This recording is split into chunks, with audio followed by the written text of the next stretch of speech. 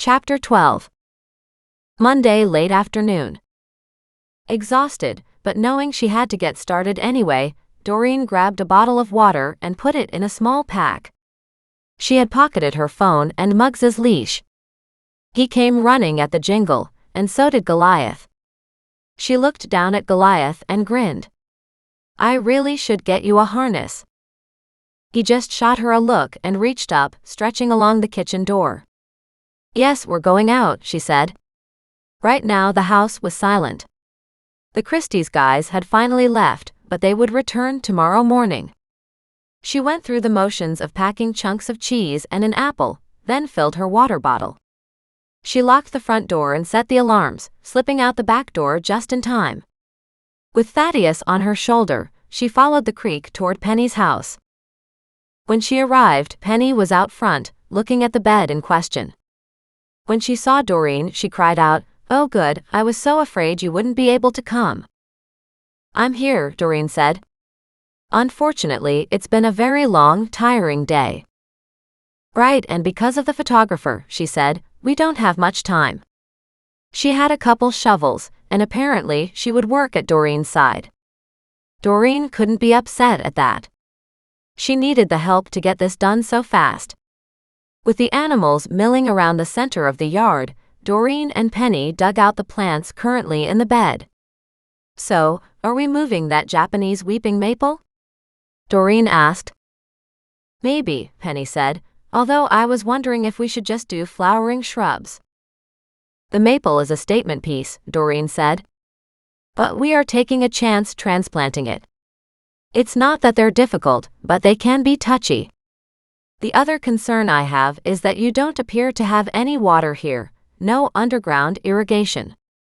Is that correct?" Penny nodded.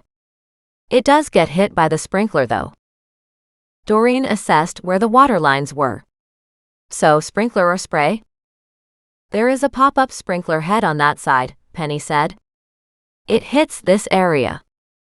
"Well, that's something. If you were looking to put flowering shrubs in here, they should be ones ready to flower in order to have color this year, but the transplanting could also set them back many months." Penny's face fell. "I was hoping to put in Echinacea." "We can put some of it in. They are past green at this point, so a good choice," Doreen said, "but we should take a fair bit of dirt with those plants to make the transition easier." They walked to the backyard and looked at some of the perennial bushes. "That isn't a bad idea though," Doreen said. "What you really want is something that'll flower over the next few months while the house is being shown, correct?"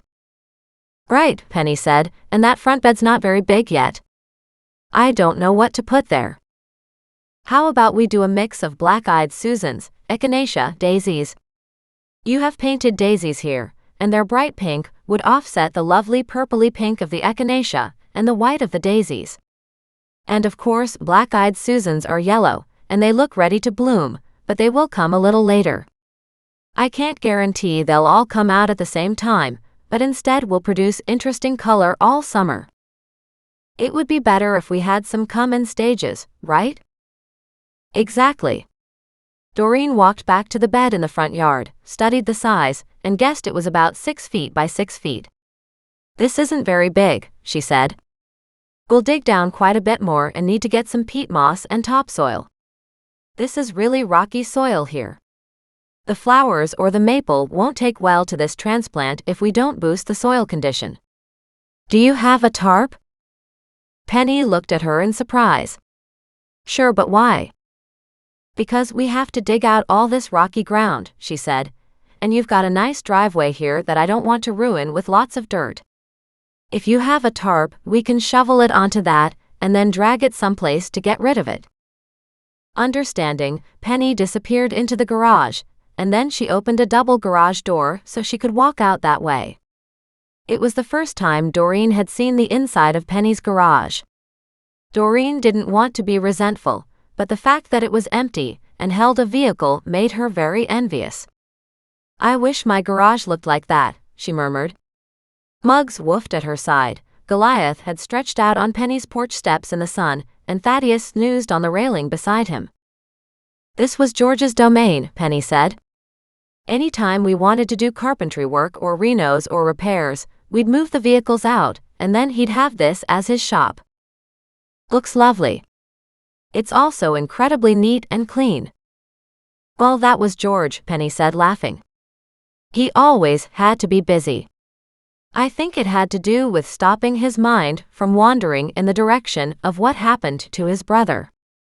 Understandable, Doreen said. She anchored the digging fork into the ground and went to help Penny tug out a big tarp. It doesn't have to be a big tarp, she said cautiously. It's the only one I've got, Penny said. Finally, they spread it out beside the garden bed. Muggs was now lying in the shade, ignoring them. Indeed, the tarp was at least 10 foot by 10 foot, but Penny shrugged and said, like you said, we can't get everything all dirty with this little project. They started digging, removing the rocks, but it was hard work. Penny took the digging fork and loosened up a bit of the bed, and then took the shovel and carefully lifted the rocky soil and tossed it onto the tarp. The deeper she went, the more dirt and even more rocks there were. She groaned and said, maybe that's why nothing is growing here. I think so, Doreen said. By the time they had the entire garden bed down a good foot, they found even more rocks. But she turned and said, any chance you have a pickaxe? Are you strong enough to use one? Penny asked in surprise. I do have one. George used it, but I can't remember what for. She walked back into the garage and came out dragging a large pickaxe. Doreen sighed. Well, here goes nothing. She took it in a firm grip, hefted it over her head and forcefully pounded it down. If she let it just drop, the bounce would ripple up her arms and destroy her shoulders. But this way she took the blow all the way down, and she could feel it in her back too. But it did seem to make a dent. She did 10 more of those strikes and then sat back saying, that's hard work. By the time the rocks were mostly dealt with, the sun had gone behind some clouds. Doreen said, well, we didn't get very far, but honestly, this is more than I expected to get done. And it's not quite dusk yet. Penny, sweat dripping down her face, had been sitting off to the side for the last bit, catching her breath. Do you think it's deep enough? It just seems to be filled with more rocks. I gather a lot of Kelowna is built on rocky ground, Doreen said. With the digging shovel, she cleaned out the last of the loose rocks. You know what? We're probably fine here. There is ground underneath, and it looks like we're hitting a bed of clay. We'll use the pickaxe to just loosen that up, and then we'll drop some good soil in on top to help it replenish that ground. She looked at it and frowned. You need to get some really nutritious soil in here. What do you mean, I need to? Penny said. Can't you pick up a bag? Doreen chuckled. How much do you think one bag will fill? Penny groaned. Can we take any from the back garden? I don't really have any money to bring in something. The delivery fee will be incredible. Probably about $50, Doreen said absent-mindedly. She looked at the back garden. I could steal some. Let's go take another look. She grabbed her shovel and headed into the backyard. That woke up the animals, and they all raced to her side. The entire backyard had a perimeter garden, and it was about 4 feet away from the fence that completely closed it in. Doreen walked along to a couple spots, found a place where nothing was growing, and asked, do you remember what was in here?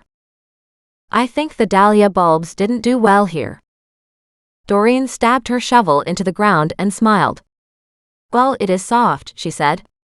I could certainly move a bunch of this over, and maybe buy 6 or 7 bags for the top.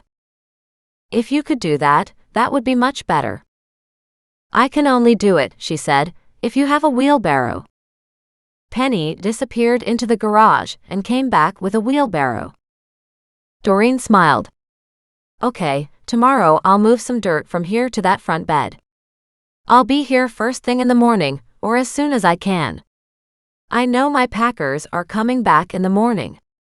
She frowned. Maybe I'll leave them to their own devices while I do this. But she hated to do that. I'll head inside now. I'm exhausted, Penny said, wiping her face. I'll see you in the morning then. And she walked away, leaving Doreen standing in the back garden with her shovel still in the dirt.